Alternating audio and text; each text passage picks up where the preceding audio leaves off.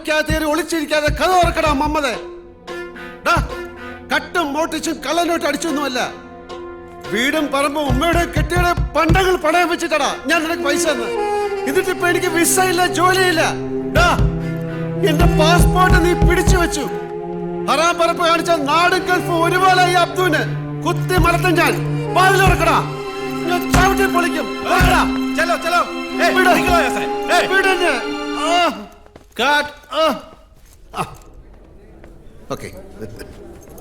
Okay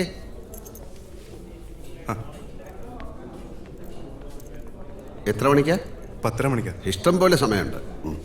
ഞാൻ ഹോട്ടലിൽ പോകുന്നു, ഒന്ന് ഫ്രഷ് ആകുന്നു. ഓക്കെ ഓക്കെ, ഞാൻ 2 മണിക്കെത്താം. Okay sir.